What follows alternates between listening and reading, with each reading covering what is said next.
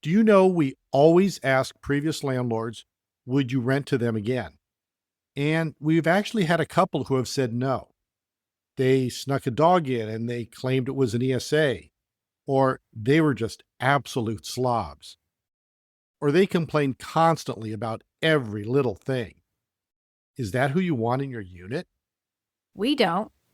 And we definitely learned that the hard way. And I'll tell you, a bad tenant costs way more than a vacancy. You could be dealing with missed rent, legal fees, property damage, your own time and money lost having to deal with a turnover. I think that landlords need to think of their tenants like this. You're not choosing a renter. You're choosing someone who will be like a business partner and controls your property daily. Welcome to Your Landlord Resource Podcast. Many moons ago, when I started as a landlord, I was as green as it gets. I may have had my real estate license, but I lacked confidence and the hands-on experience needed when it came to dealing with tenants, leases, maintenance, and bookkeeping. After many failed attempts, fast forward to today, Kevin and I have doubled our doors and created an organized, professionally operated rental property business. Want to go from overwhelmed to confident? If you're an ambitious landlord or maybe one in the making, join us as we provide strategies and teach actionable steps to help you reach your goals and the lifestyle you desire, all while building a streamlined and profitable rental property business. This is Your Landlord Resource Podcast. Well, hello there, landlords, and welcome back to the Your Landlord Resource Podcast, where we are real landlords talking about real rental property issues and solutions that have worked for us. So I am your host, Stacie, and I'm here with my co-host, who is also my business partner and my partner in life and my partner in crime, my husband, Kevin Kilroy. Guilty on all charges. Hey, landlords. Thanks for taking time from your busy schedule to listen to us today. So, Kev, I often talk about what it was like when I first started out as a landlord. It was not something I had really set out to do, but an opportunity arose within my family where I could run the real estate side of their investments and their developments that were happening. Basically, it was an offer you could not refuse. Yeah, well, I guess so, yeah.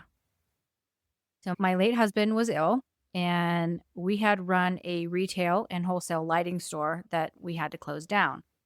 And where, of course, my hands were full taking care of him and our three boys, who were quite young at the time. I think they were ranging in age from 5 to 10 years old. And where my husband was working, he was not well. And I had to get a job so that I could help support the family. And given I have a degree in finance and accounting, I was looking for something along those lines. But a full-time corporate job, which I really thought I wanted, was not in the cards. My family had to come first, so I needed to find something that had some flexibility. At this same time, my brother, whose wife had recently passed, lost his corporate construction project manager job and was also trying to figure out what to do next. And so my parents, where my dad had worked at a pretty large, venture capitalist firm, where he was the fourth man from the top in charge of all manufacturing. He was in a position where they had just sold off a couple of heavy hitters of companies, one being Yakima bike racks and the other being Camelback hydration packs. And so he had some money and he wanted to invest it to diversify his investment portfolio. And you guys, rentals were a great place for him to put his money. So our parents approached my brother and I and asked if we would be willing to work together. He managing the building maintenance and potential developments, and me handling the real estate and the general operations, where we could be paid a regular salary with benefits and pretty much set our own schedule. So this opportunity would require I get my real estate license, which I did, and my brother got his contractor's license all up to date with proper insurance, etc. So we both jumped at this chance to start over. And where it was so exciting, it was truly terrifying at the same time. What the hell did I know about real estate, contracts, and operating rental properties? Absolutely nothing. I mean, talk about being thrown in the pool and having to learn to swim really fast. Well, man, you aren't kidding. I have to say, I do like that story. I think I like it so much because I know how well you've done. And that's the point here, you guys. Today, we are going to share some things that are important for landlords to know and understand when they're first starting out. We don't want anyone to feel like they're drowning because they don't know what steps to take when it comes to first owning rental properties, which is pretty much why we started Your Landlord Resource. We want to be here to mentor you guys, to show you the way, if you will. Because most landlords don't start out as experienced business owners, right? They start out accidentally. For example, they bought a home and kept the old one, or maybe they inherited a property, or they moved and decided not to sell with plans to someday return, like some in the military do, or digital nomads who want to travel around. Yep. And we know people in all of those examples. Some very dear friends of ours had a nice big house, and after their kids moved out of that 5-bedroom, 3-bath home, they decided they wanted to move to a small cottage on the coast. They weren't sure if they would like living out there, so they decided to rent their home near us and see how it went. And I'll say they did very well on that rental. The income from that rental essentially paid their mortgage on their new cottage home. And my cousin, who's a sweetheart, many of her family members have rentals. But anyway, she's a hairstylist, and she had a client who had no family. And for years, my cousin would care for her. When the client stopped driving, she would go to her house and cut her hair. And if I didn't know better, I imagined that she was also helping with meals and shopping as well. And I know she was very attentive to her client and went above and beyond.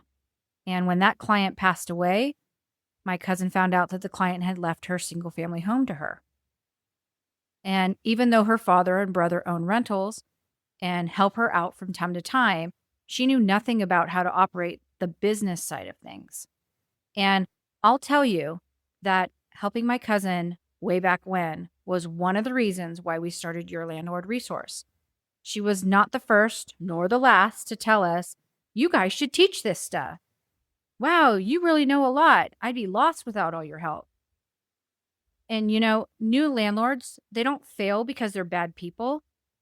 They fail because they don't realize they entered into a regulated housing business. So today we want to share some things that we and other experienced landlords repeatedly say. I wish someone had told me that before my first tenant. Yeah, I mean, Stacie's right. I usually am. Okay, I wish you guys could see my eyes rolling right now. All right, anyway. I think one issue is that many landlords have the mentality or believe that because they own the house, they make the rules. And what they discover is when things don't work well, is that housing is one of the most regulated industries in the US. I mean, think about it. You don't have to, but for both parties, it is highly recommended that there are leases, which are legally binding contracts. All states have landlord-tenant laws that control such things as notices, how security deposits must be handled, when owners can enter the rental, minimum repairs that have to be made, like doors have to lock, windows have to close, the unit must have heat and a working stove. Some rent control areas control how rent increases can be made, and of course, eviction procedures. And here's why those things matter. Because without regulations, it would be like the wild, wild west out there. You'd have landlords camping out to make sure tenants don't do their property wrong, and some would be keeping security deposits without having to prove the issues they kept the money for. It also means without laws and ordinances, the tenants could go in and do whatever they wanted to a unit, from hoarding to extreme filth to having, 15 people living in a 2-bedroom unit, along with someone rebuilding their motorcycle in the middle of the living room. Sounds familiar, doesn't it? Well, I think most new landlords are very well intended. They understand that a happy tenant means a longer stay and consistent long-term income.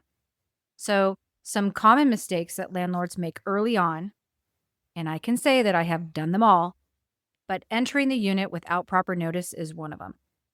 And again, the mentality that I own the property, I can go in when I want. Charging illegal fees is another one. So think fees for administration, like a benefits package, or excessive late fees, or deducting from the security deposit for something that is common wear and tear. Mishandling deposits is a big one that I did a lot when I first started out. I've said it before, but I didn't even think about using the money to clean when an outgoing tenant didn't do it. I just figured it was normal. I also forgot to send someone their deposit back once. And of course, there were issues like broken blinds and stained carpets that I could have collected on.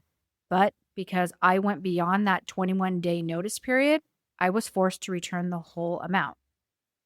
So, I lost some money there.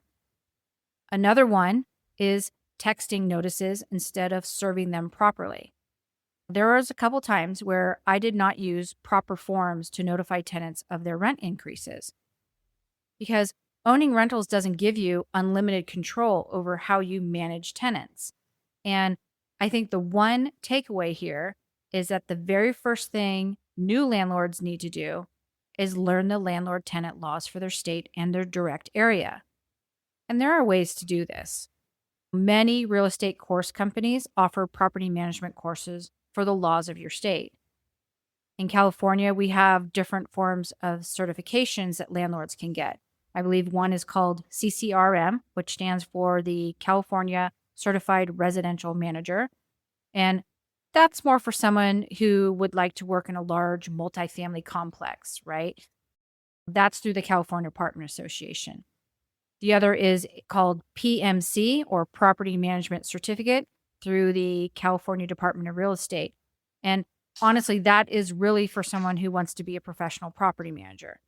And you don't need your real estate license to get that certificate, but you do need to work with someone who is licensed to operate a professional property management company if you plan to manage properties other than your own.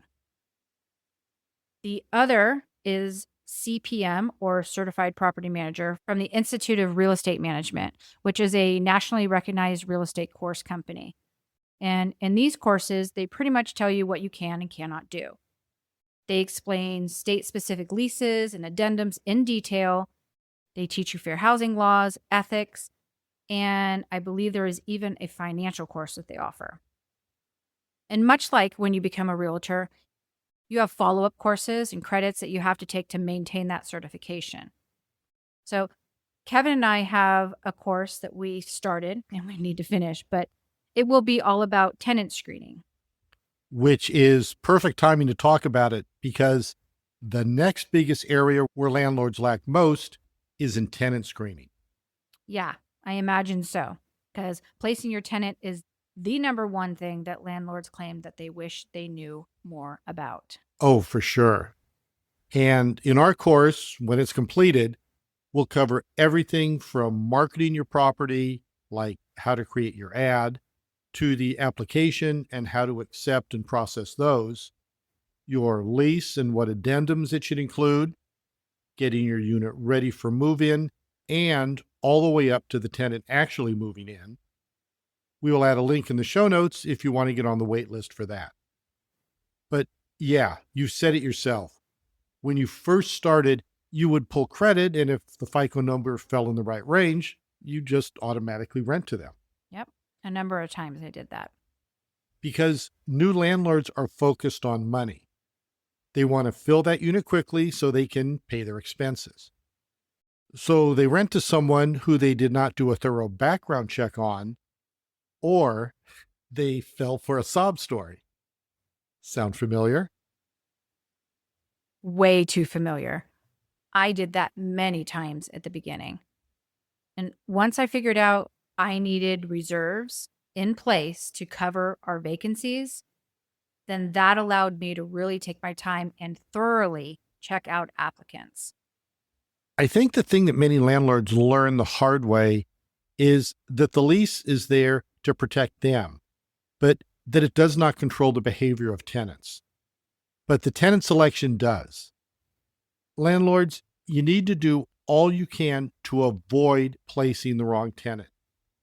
Evaluate things like payment reliability by evaluating their credit history, their stability, which means you're talking to their current employer to ensure their income is high enough. There's behavioral patterns by calling the applicant's old landlords to check their residency history. Common mistakes in tenant screenings are, like Stacie just admitted to, not trusting her gut and falling for a sob story. Saying, but they seem nice when they applied, and then feeling bad about denying someone, especially a single mom or maybe an elderly person. Not verifying income by asking for paycheck stubs, or not talking to old landlords thinking, they just lie to me anyway. I mean, maybe the current one who wants them out, but older landlords will lay it all out for you. Do you know we always ask previous landlords, would you rent to them again? And we've actually had a couple who have said no. They snuck a dog in and they claimed it was an ESA, or they were just absolute slobs, or they complained constantly about every little thing. Is that who you want in your unit? We don't. And we definitely learned that the hard way. And I'll tell you, a bad tenant costs way more than a vacancy. You could be dealing with missed rent, legal fees, property damage, your own time and money lost having to deal with a turnover. I think that landlords need to think of their tenants like this. You're not choosing a renter. You're choosing someone who will be like a business partner and controls your property daily. You need to set the criteria so that when you go through the evaluation period and they check all the boxes, you can start the relationship off trusting that that tenant will respect your rules, your property, and you as the owner. Exactly. And let me take a minute here to remind you all that we've done episodes on how to handle these things. One being how to read a credit report. That's in episode 49. So just go to yourlandlordresource.com/episode 49 to give it a listen. We break it down step by step, including what company we use. Even though most software companies offer this as a paid service now, we still only use Tenant Alert. And mostly because we like to have all of our reports in one place. Plus, it's nice because either we pay or the tenant can pay. And they essentially give us a tenant rating right off the bat. So if their credit, eviction, and crime reports all come back looking great, they get a score of 100. And it decreases if there's any issues. But yeah, that's a really informative episode. Now, is that the one we had to make a correction on? Yes, it is. Tenant Alert offers like a tenant insurance, as you want to say. I think they call it lease guarantee, but it gives you the option to pay an amount starting at $299 for up to $10,000 worth of insurance coverage in case the tenant defaults or destroys the unit, or if you have to evict them. And that offer is only good right then and there when you pull the report. If you go on later to want to purchase it, the price goes up significantly. And the initial offer amount is determined on how good their credit is. So $299 for up to, quote unquote, $10,000 worth of coverage is not a bad deal, but of course, it's because they're low risk. The higher the risk, the higher the cost of the coverage. And in that episode, I stated that amount as if it was the offer all the time, and it's not. It's up to $10,000, and it could be more than $299.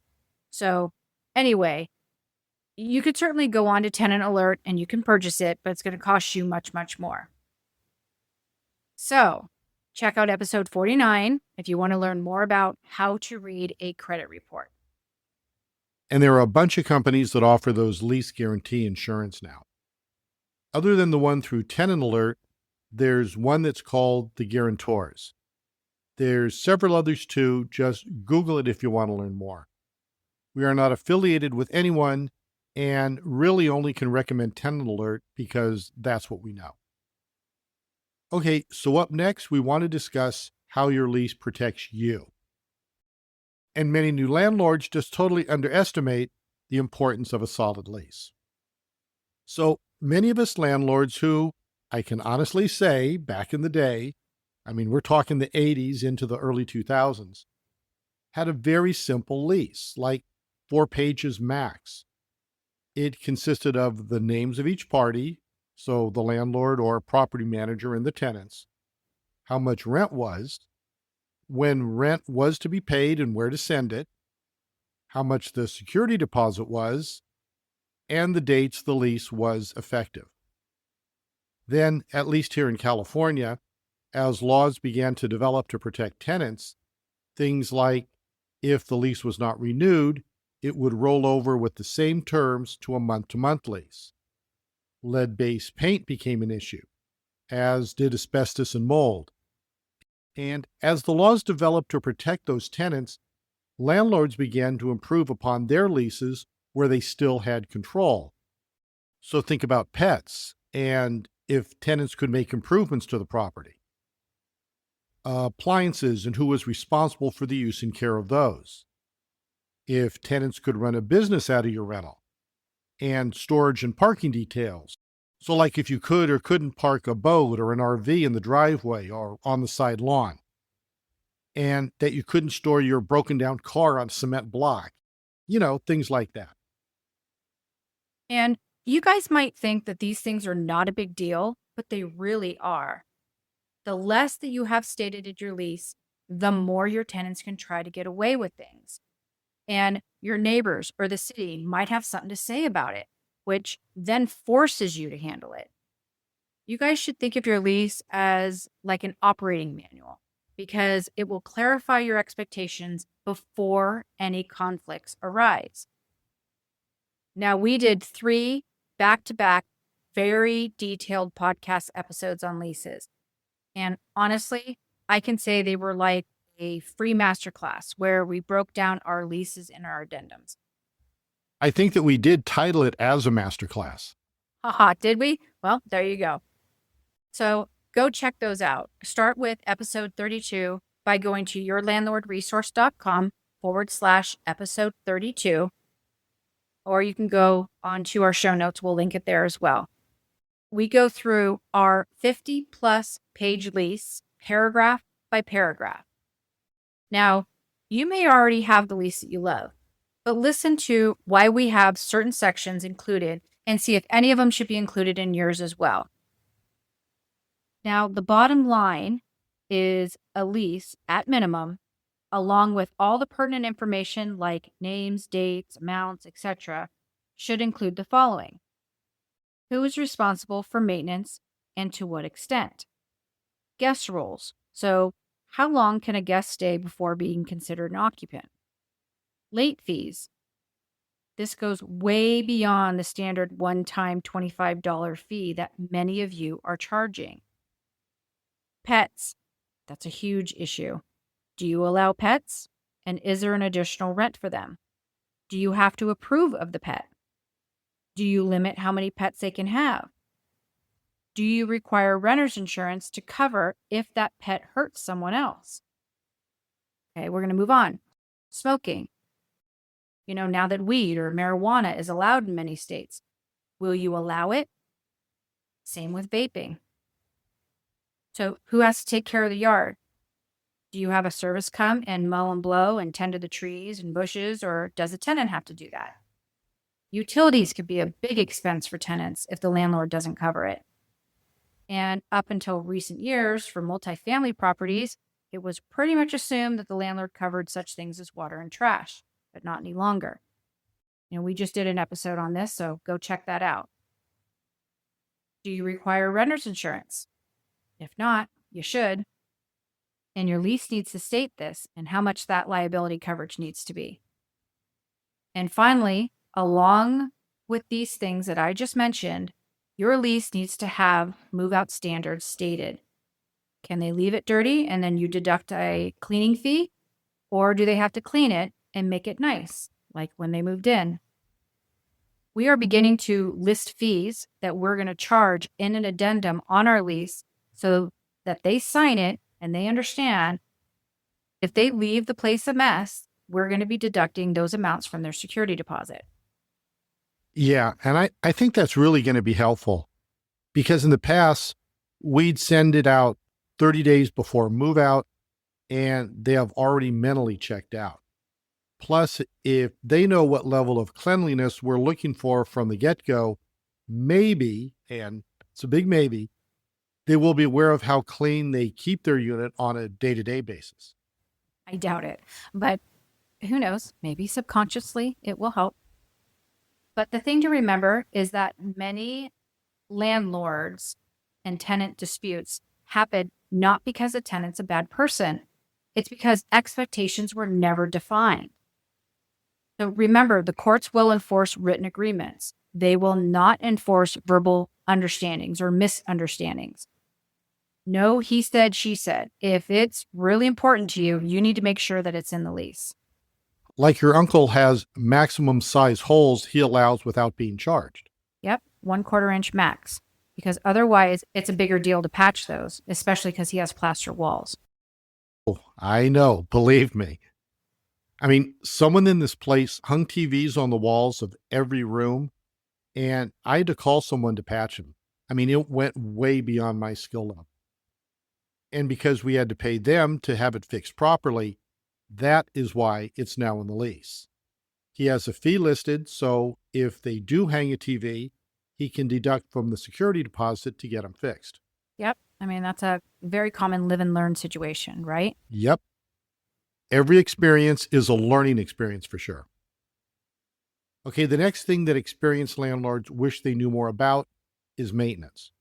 Now, I speak from experience here. This one seems to always surprise new landlords. It's almost like every time we buy a new building, everything just breaks at once. Which is why inspections by someone who knows what to look for is so important. It is. This is why we pay our general contractor to come with us on inspections. He knows what to look for with plumbing leaks, appliances, water heaters, the roof, our HVAC, the locks and seals on the windows and doors, dry rot. I mean, you name it, he can at least identify it. So by doing these inspections, not only of the units themselves, but the entire building, we can then plan our maintenance. And here's why that matters. The money you have to spend for planned maintenance is very different than money spent on reactive maintenance. Here's a case in point. If you have a roof leak, you have to pay a roofer a premium rate to go out there and patch it up so it will stop leaking into your unit. I won't go into all the other stuff that happens with roof leaks, but mold is a huge issue. Now, if you pay attention to the life and age of the roof and do inspections every year, you should be able to plan when is a good time to get the roof replaced before the leaks and any other potential issues happen.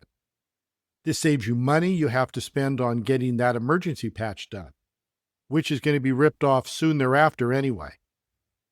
It also saves you from the repairs you have to do to the inside of the unit because water and sheetrock do not work well together.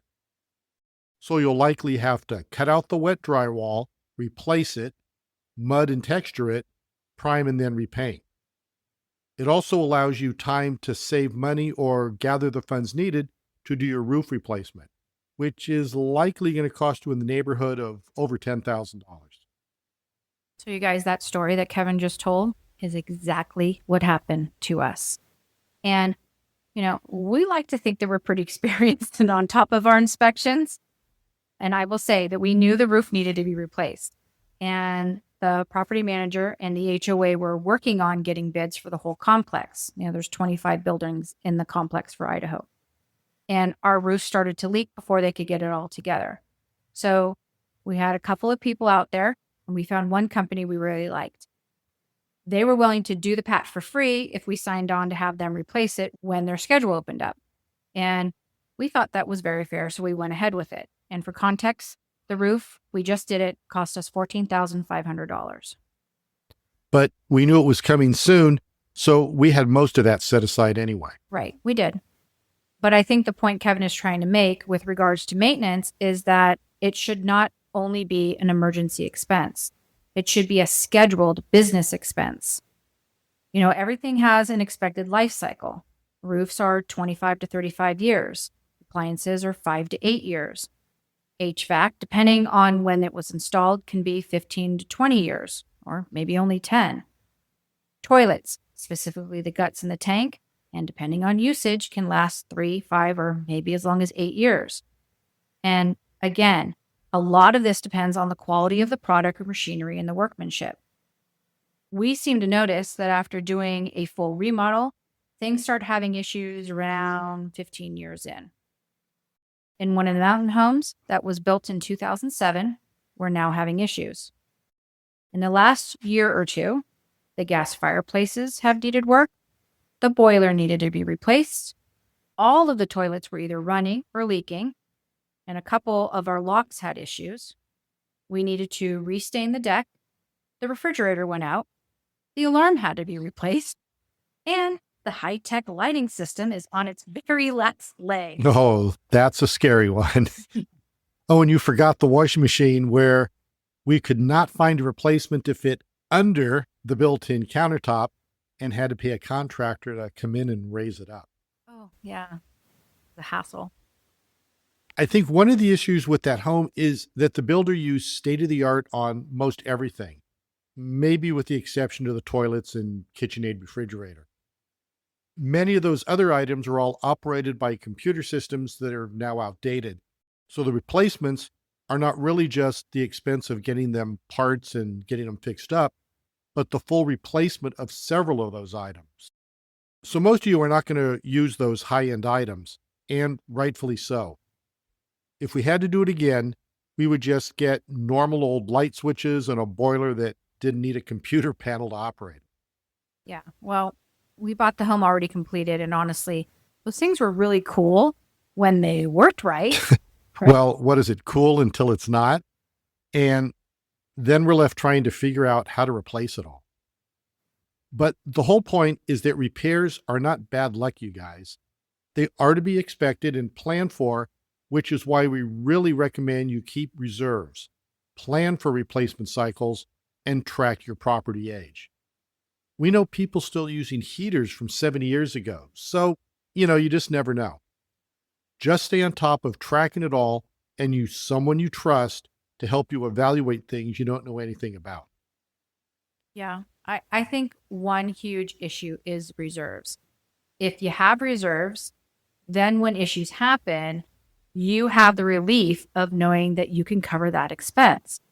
Because the anxiety that occurs when you get notified of a maintenance issue is bad enough. Now, add on top of that the stress if now you have to figure out how to pay for it. We have an episode that we did, it was quite a while ago, called the Cash Reserves Blueprint, Protecting and Expanding Your Portfolio. It's episode 28, and you can check it out by going to yourlandlordresource.com/episode 28. And we'll also link all these in the show notes as well. So let's talk about cash flow. Because a lot of new landlords think that if their incoming rent exceeds their mortgage, then they are cash flowing in the positive.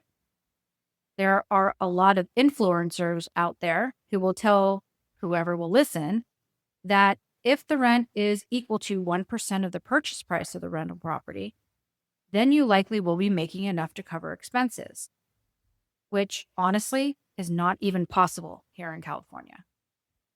which honestly is not possible in most places now with interest rates up. And there's so many factors to this to make it work. One being the down payment percentage you are putting towards this investment. Because if buying multifamily properties, you could be looking at a down between 30 and 40% to even be close to making this concept work. Right. My point being is that people think they can just buy a rental, and if the rents are good and they can cover the mortgage, then they should be able to have some cash flow coming in. And mortgage does not equal the total cost of ownership. There are so many more things that owners need to account for financially. One being what we just discussed, which is maintenance. And not just unexpected maintenance requests. This would be saving for those big items like a new heater or a water heater or a roof or to fix dry rotted repairs. Vacancy is another one. And again, many landlords will start to advertise their rental as soon as they get notice to vacate, which in our opinion is not smart at all because you have no idea what you're going to find or how much work that you're going to need to do when that person moves out. Even us, when we think it should go easy, we always find something that needs attention. We prefer to list our units once it is clean and ready to go, so it presents itself at its best. This allows someone to view the unit the same way that they're going to get it. No ladders, no buckets, no, oh, that grease on the stove is going to be cleaned up before you move in.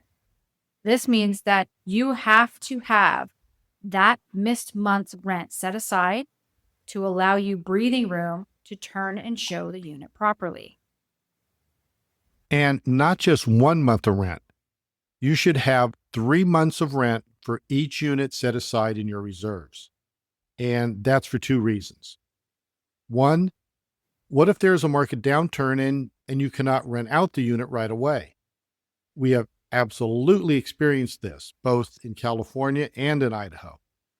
We lowered the price of rent too, and it still took a while. The other reason is because, like Stacie said, you never know what you'll find what needs to be repaired during turnover. If you find a mold issue, there is no way you're going to be turning that place in under a week. And that leads me into the next expense that many landlords do not consider when they are allocating reserves, and that is turnover costs. You might need to pay a cleaning person to do a deep cleaning, or a contractor to make some repairs, or maybe a landscaper to clean up bushes and trees that need some attention. Unless we have a tenant only stay 1 year or less, we usually have something maintenance-wise that we need to take care of during turnover. For instance, a few years back on the Sixplex, we had some old exhaust fans in the bathrooms. I mean, they were odd. They looked like those cheap round, we call them booby lights, but in the outer metal rim, there are holes for the fan to pull moisture through. Cool idea, and I'm sure they looked real nice back in the day. But moisture and metal do not go well together. And we got to a point where we could not remove the finial that held the glass on. They were all rusted on each of the fans. So as people moved out, we had Jim go in and switch them out for the traditional exhaust fans. And of course, the opening for the new fan was different from the old, so there was drywall work that had to be done, which meant we had to match the texture that's on the ceiling. I mean, you can see where I'm going here. We couldn't just clean the place until he was finished, because if you've experienced drywall dust, I mean, lucky you. It gets everywhere. Oh, it's horrible.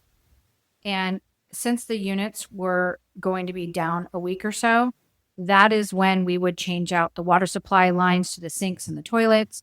We'd put our smart locks on the front doors, and then anything else that we needed to upgrade or fix.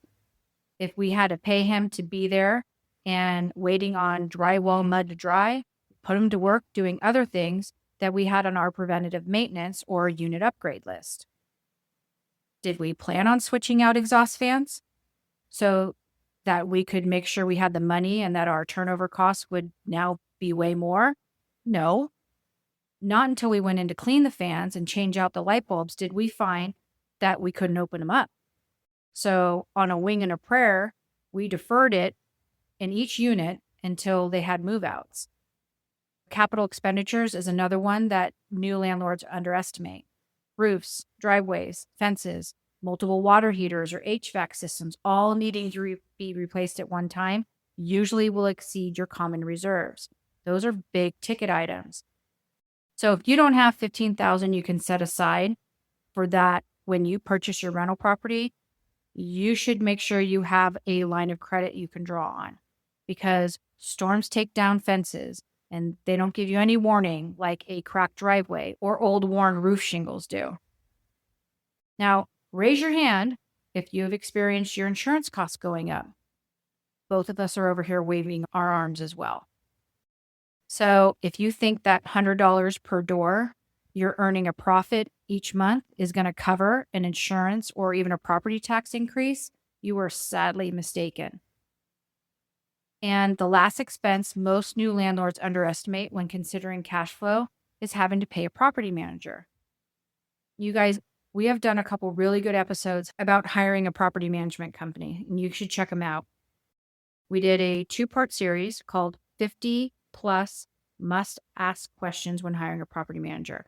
It's episodes 39 and 40, and we'll link those in the show notes for you. And fairly recently, we did an episode called Should You Self-Manage Your Rentals? In all those episodes, we went over unforeseen costs of using a property management company. Not that it's bad, we're property managers, but there are a ton of hidden costs that landlords just do not consider when figuring if a rental property will cash flow or not. And the one thing you have to remember is that many properties look like they will be profitable for 2 to 3 years. And then boom, you need a roof, or you need a new HVAC, or you have a nightmare tenant with an eviction.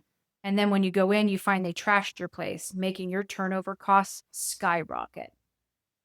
Then you decide, I'm not dealing with this, and you go hire a property manager, only to get sticker shock at what they charge. And to be totally honest here, we do not consider our properties cash flowing in the sense that many others do until that property is paid off, because we are constantly putting money back into our units so we can be competitive in the market and charge higher rents.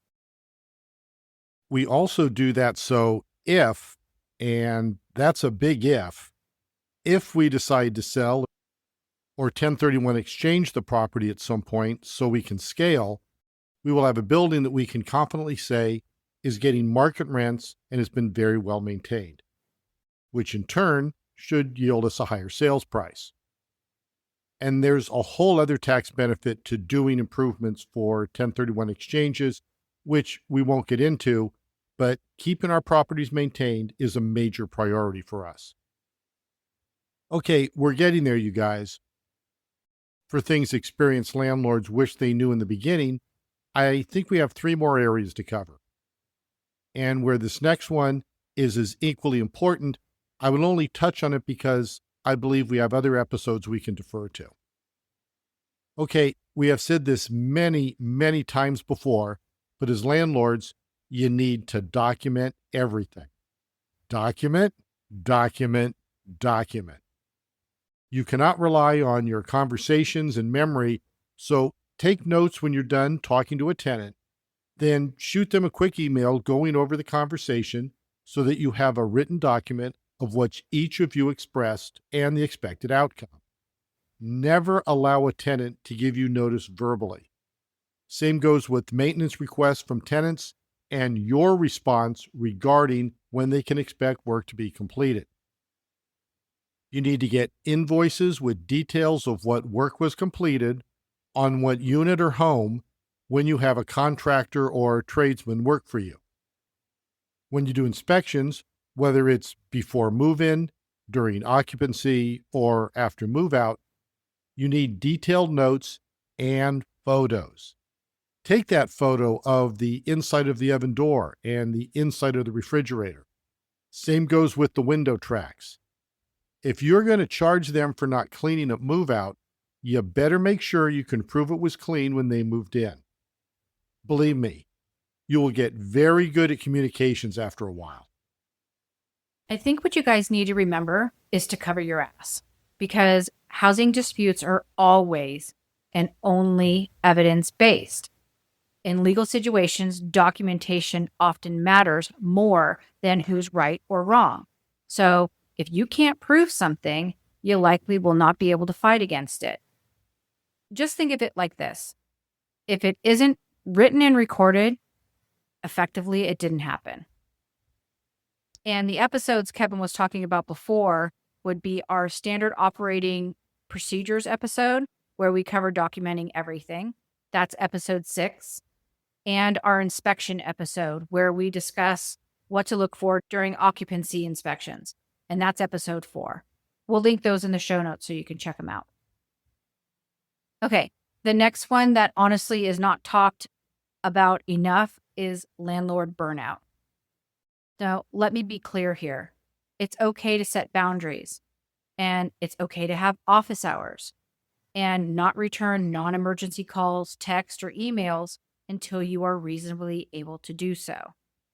Because new landlords sometimes feel like they have to aim to please. They will be available at all hours and make exceptions against their better judgment. They also will do favors for tenants they eventually find out just made matters worse in the long run. The worst thing that you can do is act like you're friends with your tenants. And please do not confuse this with being friendly. Absolutely show interest in their hobbies or ask about their kids. But don't offer to babysit or wrench on their classic car with them. This is just going to confuse a tenant and often leads to resentment, which will just be more stress for you all the way around. So put your professional pants on and set boundaries, like make office hours for yourself. Follow and maintain the procedures and policies that you created for your business. For instance, create procedures on how a tenant is to contact you with a maintenance request. As Kevin discussed before, make sure that all communication is written. And you guys stick to your guns regardless of how they make you feel, because some people really know how to manipulate others to get what they want. And here's the wisdom of the day. Tenants don't need a friend. They need a reliable housing provider. Whoa. Drop the mic, Stace. Right. That was pretty good, huh? I'm impressed. Yeah, well, yeah. I know a few things. Okay, why don't you take over the last thing that we want to go over? And I think that's the good advice for newer landlords. Okay, yeah. My absolute favorite thing to do, which is dealing with conflict management. Okay, you guys may not think this is something that happens, but boy, oh boy, it does. Think about noise complaints between neighbors, or just complaints in general about parking, or if someone has a mess outside their place. Taking up parking is another one, which is funny because from time to time we get complaints about street parking. And I'll let that sink in a bit. Why would anyone think we have control over public street parking? But yes, they do. They complain when complete strangers don't leave ample room to get in the driveway, sending us pictures and everything.